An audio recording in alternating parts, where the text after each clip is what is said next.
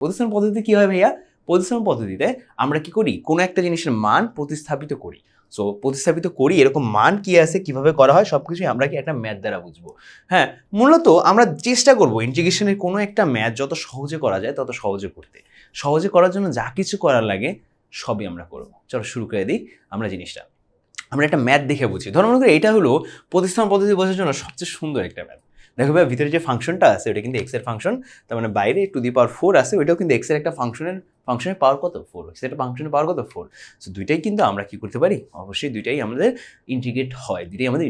So এইখানে একটু change আছে। ধরো মনে করো আমরা কিছুটা ধরে নিব, আমি প্রতিস্থাপন পদ্ধতি কি করি, কিছু একটা ধরে নিয়ে তাকে প্রতিস্থাপিত করে দিই। আমরা ধরে নিই এই যে মধ্যবর্তী যে ফাংশনটা আছে না এখানে, এই ফাংশনটার মান হইলো জেড। তার মানে জেড ইজ ইকুয়াল টু কি আমাদের, Z is equal 3 minus 2x। এটাকে যদি আমরা ডিফারেন্সিয়েট করি, কেন ডিফারেন্সিয়েট করবো ভাইয়া? দেখো ভাইয়া, কোনো একটা জিনিসকে যদি কোনো একটা কিছু ধরে নেই, তার মানে কি, ধরো মনে করো আমরা ইন্টিগ্রেট করতেছি কাকে, জেডকে ইন্টিগ্রেট করতেছি, Z to the power 4 K integrate করতেছি।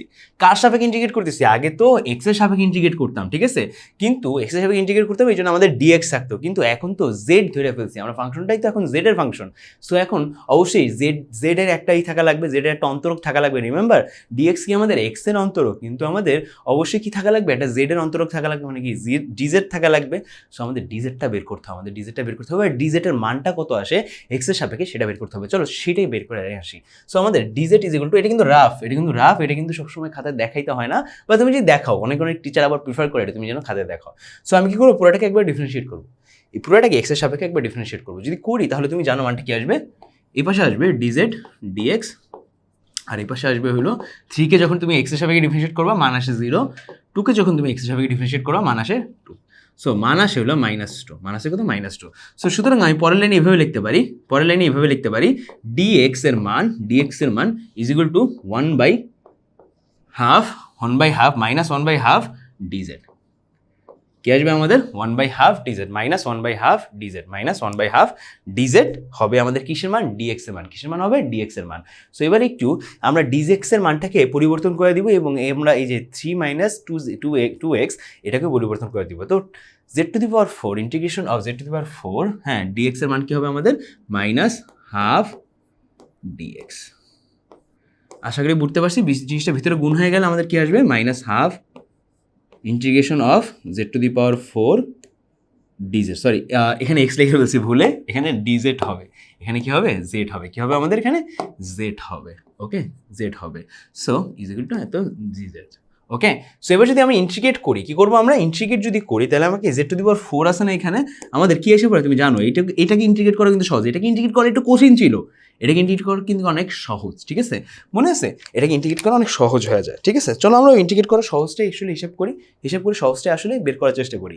কারণ কি, তুমি যদি এটাকে ইন্টিগ্রেট করতে যাও, এত টু দি পাওয়ার 4, একে ইন্টিগ্রেট করলে কি করতে হবে, প্রথমে 4 এর সূত্র তোমাকে ভাঙতে হবে, ভাঙে তারপর ইন্ডিভিজুয়াল পদগুলোকে তোমার ইন্টিগ্রেট করা লাগতো, কিন্তু আমি কি করবো, একসাথে সবগুলো করার ট্রাই করতেছি। সো এটাকে যদি ইন্টিগ্রেট করতে যাও, তুমি জানো ডিজেডকে জেড সাপেক্ষে যখন ইন্টিগ্রেট করবো, 4 কি আসবে আমাদের, 4 আমাদের নিচে এসে পড়বে, 4 + 1 নিচে এসে পড়বে, আর আমাদের জেডের পাওয়ার থাকবে 4 + 1, আর এখানে কি এসে পড়বে, সি এসে পড়বে। ফলে আমাদের কি এই জিনিসটাকে বলতে পারবো, এই জিনিসটাকে আমি বলতে পারবো -3 - 2x whole to the power 5, নিচে এসে পড়বে আমাদের 5। হ্যাঁ, অ্যান্ড আরেকটা জিনিস আমাদের ওই যে হাফ ছিল না, হাফ তো এখানে সামনে থাকার কথা, আমি হাফ দেইনি কেন, হাফ সামনে থাকার কথা, আমাদের হাফ তো সামনে চলে আসছিল, তাই না, হাফ আমাদের সামনেই থাকবে, আচ্ছা। সো এই জিনিসটাকে এইভাবে লিখি আমরা, এটাকে আমরা হাফ বানিয়ে দিই। ওকে, এটাকে আমরা হাফ বানিয়ে দিই, হাফ তো আমাদের সামনে থাকারই কথা।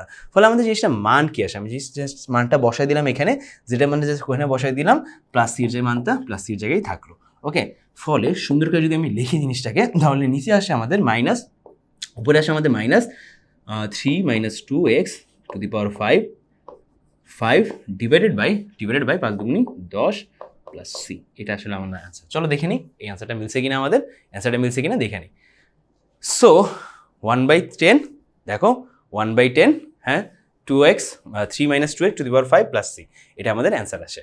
সো আমরা প্রতিস্থাপন পদ্ধতিতে ঠিক এইভাবে এই নিয়মটা ইউজ করে আমরা কি করি ভাইয়া, আমরা অবশ্যই প্রত্যেকটা ইন্টিগ্রেশনের মানটাকে সহজ করে বের করি। সো আমরা প্রতিস্থাপন পদ্ধতি কি, তাহলে একটু যদি বলতে আসি তোমাকে, প্রতিস্থাপন পদ্ধতি বলতে ডাইরেক্টলি বুঝবা, আমরা যে কোনো একটা ফাংশন যদি তোমাকে দেওয়া থাকে, সেই ফাংশনটাকে প্রথমে আমরা ধরে নেব, ফাংশনের যে কোনো একটা জিনিসকে আমরা ধরে নেব জেড। জেড ধরে নেব, সেখান থেকে আমরা অবশ্যই ডিজেড বের করে নেব। কারণ কি ভাইয়া, আমরা যদি ফাংশনে কোনো একটা মান, কোনো একটা ইন্টিগ্রেট করার মানে একটা ফাংশন ইন্টিগ্রেশন করতে বসে, ওই ফাংশনের মানটা যদি আমরা জেড ধরে নিই, মনে রাখবা ডিজেড কী বোঝায়, ডিজেড দ্বারা কী বোঝাবে, ওই ফাংশনের অন্তরক, জেডের সাপেক্ষে অন্তরকটা কি সেটা বোঝাবে। ডিজেড বের করা হয়ে গেছে না, ডিজেড বের করা হয়েছে, ডিজেডের মান বসায় দেবো, ইজিলি সমস্ত কিছুই আমরা বের করতে পারবো। ওকে, আশা করি বুঝতে পারছি, আশা করি জিনিসটা ব্যাপারে আমরা ক্লিয়ার। ওকে, কী করতে হবে আমাদের প্রথম কাজ, জেড ধরে নেব, ডিজেড বের করবো বা ডিজেডের মানটা আমরা বের করবো। আচ্ছা, ডিজেডের মানটা বের করবো, অ্যাকচুয়ালি ডিজেডের না, আমরা এক্সের সাপেক্ষে ডিজেডের মানটা বের করবো। হ্যাঁ, এক্সের সাপেক্ষে ডিজেডের মান করবো, এক্সকে রিপ্লেস করে দিব কি দ্বারা, ডিজেড দ্বারা।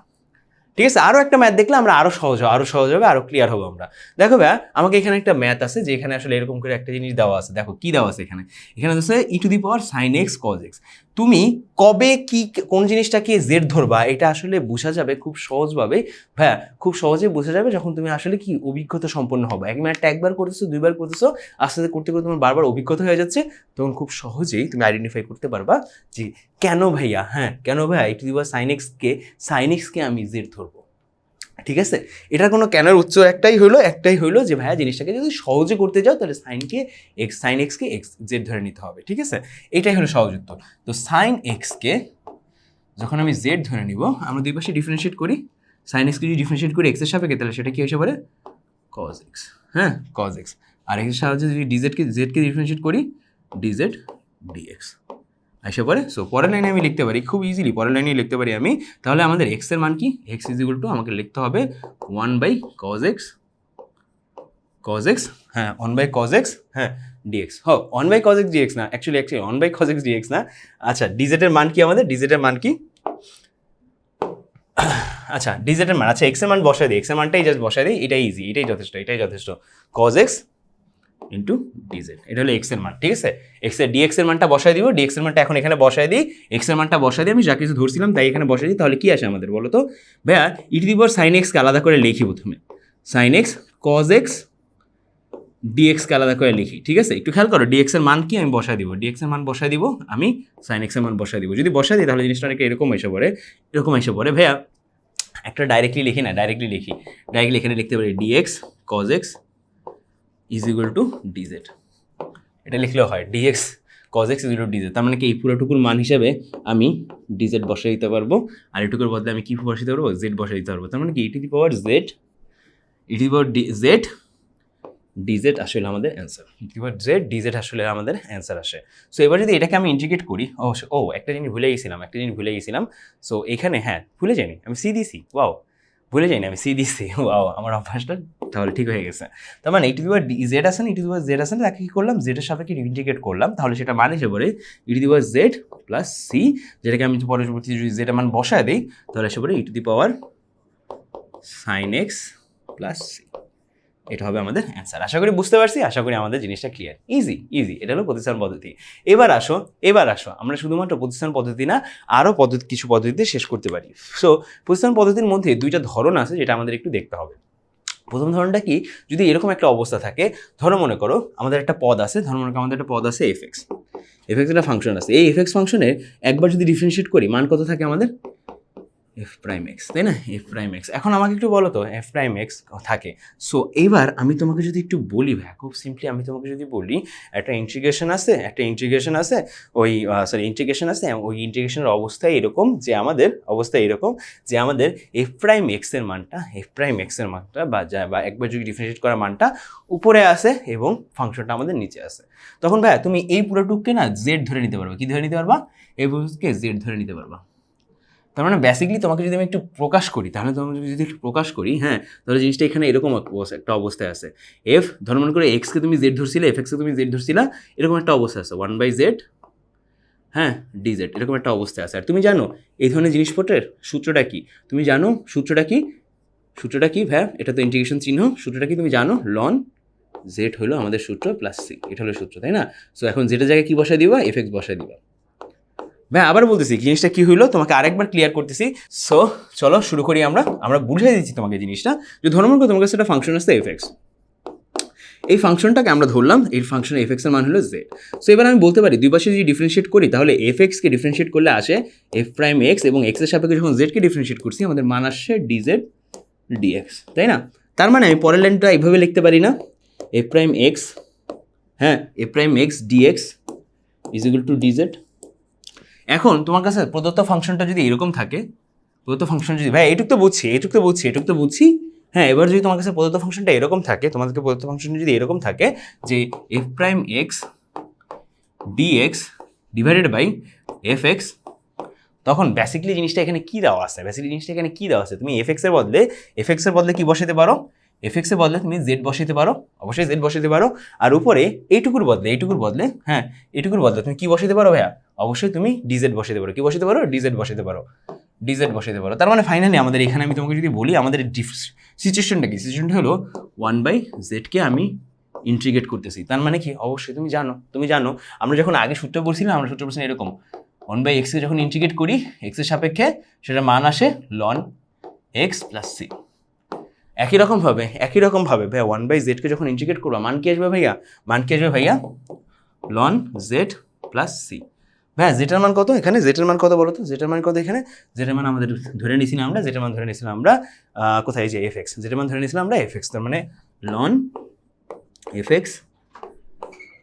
এক্স প্লাস সি, এটা হবে আমাদের অ্যান্সার। আশা করি তুমি বুঝতে পারছো, আশা করি জিনিসটা ক্লিয়ার হচ্ছে তোমার কাছে, ঠিক আছে।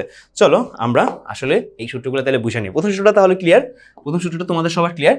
সো যেটা করলাম আমরা এতক্ষণ আমরা প্রথম সূত্রটা শিখে ফেলছি, যদি প্রথম সূত্রটা শেখা হয়ে যায় তাহলে এবার আসো দ্বিতীয় সূত্রে কি আছে আমাদের, দ্বিতীয় সূত্রে একই রকম আছে, একটা এফ এক্স যদি এরকম থাকে তখন আমরা কি করতেছি, ওটাকে যদি ইন্টিগ্রেট করি, দেখো ভাই নিচে কি আছে, রুট এফ এক্স আছে, তোমার মনে আছে একটা সিম্পল একটা জিনিস এটা মনে রাখবা, কখনো যদি তোমার ইন্টিগ্রেট করার সময় বা ইন্টিগ্রেট না তো কখনো যদি তোমার ডিফারেন্সিয়েট করার সময় তোমার এরকম থাকতো রুট ওভার এক্স কে আমরা ডিফারেন্সিয়েট করার সময় কি করতাম ভাইয়া, তোমার আশা করি মনে আছে, তুমি এভাবে লিখতে, ডাইরেক্ট এভাবে লিখতা যে 1/2 রুট ওভার এক্স।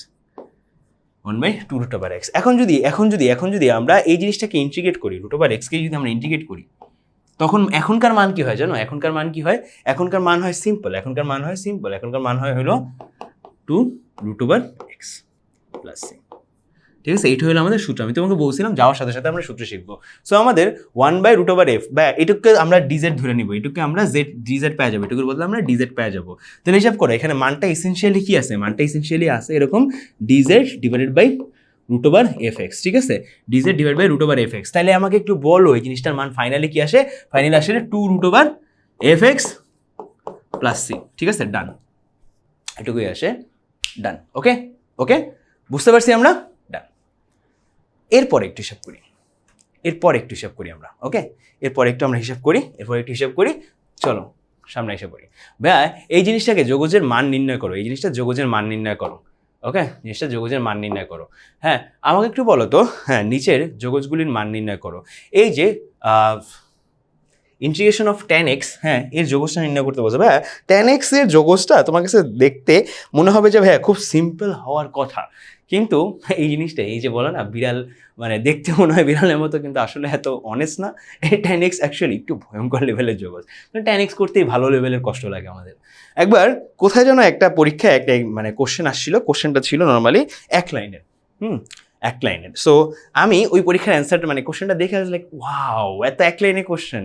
সো আর কোশ্চেনের মার্ক দেওয়া ছিল, হ্যাঁ কত জানো, হ্যাঁ আমার মার্ক মনে আছে 35 দেওয়া ছিল। সো আমাদের 40 মার্কের কোশ্চেনে একটা মার্ক ছিল, মানে একটা কোশ্চেনের মার্ক ছিল 5 আর একটা কোশ্চেনের মার্ক ছিল 35। সো আমি ভাবলাম যে ওয়াও, এইটা তো আসলে সহজ হওয়ার কথা, এক লাইনে কোশ্চেন 35 মার্ক, ইজি। আমি এই কোশ্চেনটা করতে শুরু করছি এবং তারপরে এক সময় দেখলাম যে 8 পেজ লাগছে শুধুমাত্র কোশ্চেনটা করতে। সো ওরকমই একটা মানে খুব ইনোসেন্ট লুকিং একটা tan x, এটার ইন্ডিকেট যখন করতে পারবে তখন তুমি প্রথমে যে জিনিসটা ধাক্কা খাবা যে তোমার মনে পড়বে ভাইয়া tan x এর হ্যাঁ tan x এর তো কোনো সূত্র নাই। প্রথমে তুমি ভাববা যে ভাই এটা তো সূত্র থাকার কথা, কিন্তু tan x এর কিন্তু আসলে কোনো সূত্র নাই। ইন্টিগ্রেশন অফ tan x এর কিন্তু কোনো সূত্র নাই। তার মানে তোমার কি করতে হবে ভাইয়া, অবশ্যই এটাকে ভাঙতে হবে। tan x দেখলে কি করতে হবে, sin x এবং cos x এ ভাঙতে হবে। ভেঙে ফেললাম, এত dx আছে। সো এবার আমার একটা চিন্তা করতে হবে, ছোট একটা চিন্তা করতে হবে ভাইয়া, আমরা cos x কে যদি আমরা z ধরে নিই, যদি ডিফারেন্সিয়েট করি, হ্যাঁ তাহলে কি এসে বলবে ভাইয়া cos x কে ডিফারেন্সিয়েট করলে কি আসবে, মাইনাস sin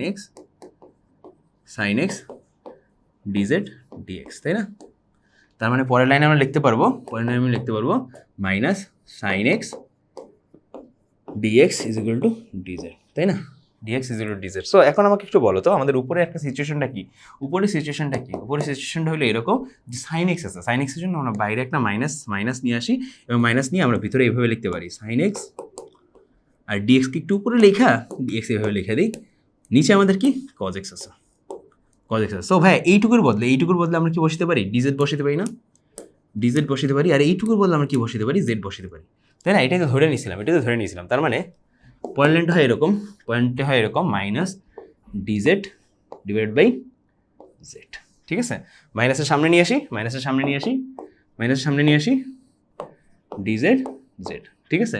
যদি এটাকে ইন্টিগ্রেট করি তাহলে মানটা কি আসে তুমিও জানো, আমিও জানি। মানটা কি আসে আমাদের? মাইনাসটা সামনে, হ্যাঁ মাইনাসের সামনে, আর এসে পড়বে এখানে লন জেড প্লাস সি। জেটার মান কত আমাদের ছিল? জেটার মান ছিল আমাদের কজ এক্স, জেটার মান ছিল cos x, ln cos x plus C, ঠিক আছে? তুমি আরও সামনে আগাইতে পারো, লনটা ভিতরে নিয়ে যেতে পারো, তাহলে 1/cos x আসবে। 1/cos x আসলে ওটাকে আমরা sec x লিখতে পারো, লন sec x প্লাস সিও লিখতে পারো, তোমার ইচ্ছা, ঠিক আছে? তুমি যতটুকু বাড়াইতে পারো, কোনো সমস্যা নেই, তোমার ইচ্ছার উপরে, ঠিক আছে? সো যতটুকু বাড়াইতে ইচ্ছা তোমার ততটুকু বাড়াইতে পারো, তোমার ইচ্ছা, ঠিক আছে? সম্পূর্ণ তোমার উপরে নির্ভর করতেছে। পরেরটা আমরা চলে যাই, আমরা আমাদের আছে ইন্টিগ্রেশন অফ sec x। ভাই এটা তোমরা খুবই সহজে পারবা, তোমাকে আমি বলবো কমেন্টে অ্যান্সারটা জানাই দিতে, ওকে? কমেন্টে অ্যান্সারটা জানা দিও, ওকে? সো এটা তোমাদের ইজি, তুমি যদি tan x পারো sec x এমনিই পারবা, ওকে? sec x এমনিই পারবা। পরেরটা চলে যায় cos x, একই রকম ভাবে তোমাকে বলবো আমি কমেন্টে অ্যান্সারটা জানিয়ে দিতে, দাও, ওকে? সো চলো এরপরে আমরা চলে যাই এই ম্যাথটা, ঠিক আছে? এই ম্যাথটা ইন্টারেস্টিং কেন? কারণ ভাই ওই যে একটু আগে তোমাকে বললাম না, তুমি দুইটা সূত্র শিখছিলে, দুইটা সূত্রের ক্ষেত্রে এখানে একটা সূত্র খুব কাজে লাগবে।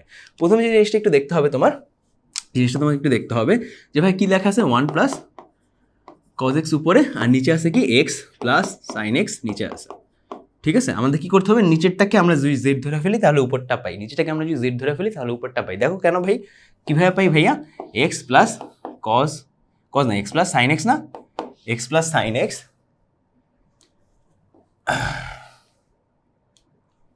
x plus sin x, x is equal two z। তার মানে এটাকে যদি আমি ডিফারেন্সিয়েট করি, আমাদের মান আসে 1, এখানে cos x ডিফারেন্সিয়েট করলে sin x ডিফারেন্সিয়েট করলে cos x is equal two কি আসে আমাদের dz dx, বা যেটাকে আমরা ডাইরেক্টলি লিখতে পারবো 1 plus cos x dx is equal to dz। এই গ্রাফটা কাইন্ডলি কাউকে দেখাও না, ঠিক আছে? এই লাইন থেকে এই লাইনের ট্রানজিশনটা কাউকে দেখালে টাফ হবে, ঠিক আছে? আর গুণ করছে এরকম কোনো কিছু বলা যাবে না, ওকে? সো তুমি এখন এখানে তো dx আছে, তাই না? এইটুকের বদলে আমরা কি লিখতে পারবো তাহলে? এইটুকের বদলে আমরা তাহলে কি লিখতে পারবো? তুমি বলো আমরা কি লিখতে পারবো? dz লিখতে পারবো, আর এইটুককে আমরা z হিসেবে লিখতে পারবো। তার মানে কি আমাদের জিনিসটা কি আছে ভাইয়া? জিনিসটা কি আছে আমাদের? dz dx, dx না, dz আর নিচে আছে কি জেড, এই অবস্থায় আছে। সো এই অবস্থাটাকে আমরা যদি সুন্দর করে লিখি সেটাকে আমরা লিখতে পারবো, হ্যাঁ, লন জেড আকারে প্লাস সি। হ্যাঁ, জেডের মান কত আমাদের? জেডের মান কত? Ln x plus sine x plus c. মনে রাখবে লনের ভিতরে অলওয়েজ কি পজিটিভ মান থাকে। আমি যদি এখানে এরকম করে টাইনা দিই তাও সমস্যা নেই, ঠিক আছে? কোনো সমস্যা নেই। সোজা টাইনে দিতে পারো অথবা ব্র্যাকেট দিয়ে দিতে পারো, কোনো সমস্যা নেই, ওকে? পরবর্তী চলে যাই, এখানে স্ট্রেট লাইনে ব্যবহার করে, ঠিক আছে? লনের ভিতরে অলওয়েজ পজিটিভ মান থাকে, পজিটিভ বুঝিতে মডুলাস চিহ্নটা ব্যবহার করা হয়, ওকে? মাথায় রাখবা। পরেরটা চলে যাই আমরা, বুঝতে এত tan x divide by ln cos x dx এর মান কত। সো এটা যখন আমরা চলে যাব তখন তোমাকে একটু বুঝতে হবে যে ভাইয়া নিচের যোগগুলো যখন বুঝতে হবে আমাকে কোনটাকে এখানে এক্স্যাক্টলি কোনটাকে আমরা আসলে কি ধরবো, আমরা এখানে জেড ধরবো। নর্মালি সবসময় কি থাকে, জেড আসলে নিচেটাকে ধরতে হয়, এক্ষেত্রেও নিচেটা ধরতে হবে, কিন্তু মাঝে মাঝে জেড আসলে উপরটাকে ধরলে নিচেটা আসে। সো এখানে একটু দেখি, খেয়াল করি আমাদের এখানে কি আছে, আমাদের কি আছে, ln cos x কে আমরা যখন জেড ধরবো তখন দেখো দুই পাশে ডিফারেন্সিয়েট করি, কি আসে আমাদের দেখো 1/cos x আর এখানে আসে হইল sin x is equal to dz dx, okay? dz dx। So এবার আমি যদি sin x divide by cos x করি তাহলে মানটা কি আসে আমাদের? tan x এসে পড়ে না, tan x dx এই পাশে এসে বলে tan x dx is equal to dz, এটা এসে পড়ে। আশা করি আমরা জানি, আমরা বুঝি। হ্যাঁ, তাহলে সুন্দর করে এখানে উপরে লিখি tan x divide by ln cos x, তার মানে ডিএক্সকে আমি একটু উপরে যদি লিখি সমস্যা নেই, এটুকুর বদলে কী লিখতে পারবো আমি, এটুকুর বদলে কী লিখতে পারবো, ডিজেড লিখতে পারবো না, আর এটুকুর বদলে আমি কী লিখতে পারবো, শুধুমাত্র জেড লিখতে পারবো না, তাহলে তো খুব ইজি হয়ে যায়, তার মানে কি ডিজেড বাই জেড, যেটাকে আমি সুন্দর করে লিখতে পারবো ln জেড প্লাস সি। জেডের মান কত আমাদের, জেডের মান কত আমাদের, জেডের মান ধরছিলাম আমরা ln cos x, জেডের মান আমরা কী দিচ্ছিলাম ln cos x, তার মানে ln of ln cos x plus সি, প্লাস সি। আশা করি বুঝতে পারছি, আশা করি আমরা ক্লিয়ার। ওকে, আশা করি ক্লিয়ার। সো তোমাদের আশা করি দেখো আমাদের মানটা মিলে গেছে, আমাদের মানটাও মিলে গেছে। ওকে, এটুকুই ছিল। সো আমাকে শুরু থেকে বললাম আমরা প্রতিস্থাপন পদ্ধতি শিখছিলাম, প্রতিস্থাপন পদ্ধতি আজকে দুইটা রূপ শিখলাম। একটা রূপ কী ছিল ভাইয়া, একটা রূপ তখন যখন আমাদের হয়তো বা আমাদের কী আসতে পারে, আমরা কোনো কিছু একটা যদি জেড ধরি, জেডের পরে আমাদের মানগুলি কীভাবে আসে সেটা অ্যাকচুয়ালি শিখলাম। এবং কালকে বা নেক্সট ক্লাস আরেকটা রূপ কী ছিল আমাদের, যদি 1/2√x থাকে তখন আমাদের কী থাকে সেটাও আমরা শিখলাম। নেক্সট ক্লাসও কী করবো, এরকমই করে আমরা সবগুলো উদাহরণ প্র্যাকটিস করবো, সবগুলার ম্যাথ প্র্যাকটিস করবো, এবং ম্যাথ প্র্যাকটিস করার পরে কি আসলে আমাদের সূত্রগুলো আত্মস্থ হয়ে যাবে এবং আমাদের ম্যাথগুলোর পদ্ধতি মুখস্থ হয়ে যাবে। আমি সবাইকে এক্সপেক্ট করবো যে এটা তো যোগজীকরণের দ্বিতীয় চ্যাপ্টার, সবাইকে এক্সপেক্ট করবো যে অ্যাটলিস্ট আমাদের আজকের ক্লাসে তোমাদের মনে করে যোগজীকরণের 10.1 পর্যন্ত সব কিছু শেষ হয়ে গেছে। তোমার কাজ হবে 10.1 পর্যন্ত যতগুলো ম্যাথ করে সেগুলো সব করে ফেলতে, এবং অবশ্যই জানাতে যে আসলে কোথায় কি মিসিং আছে, ওকে, বা অ্যান্সারগুলো কীভাবে হচ্ছে এবং তোমার ক্লাসগুলো কেমন লাগছে। আমরা ঠিক নেক্সট ক্লাসে ফিরে আসবো। নেক্সট ক্লাসে আমরা শুরু করবো ত্রিকোণমিতি থেকে। ইনশাল্লাহ তোমার সাথে সেই সময় দেখা হবে। ইনশাল্লাহ তোমার ত্রিকোণমিতি ভালো করে কমপ্লিট করা আছে, সেখানে খুব ভালো একটা ক্লাস হবে। ওকে, ভালো থাকো সবাই। আসসালামু আলাইকুম সবাইকে।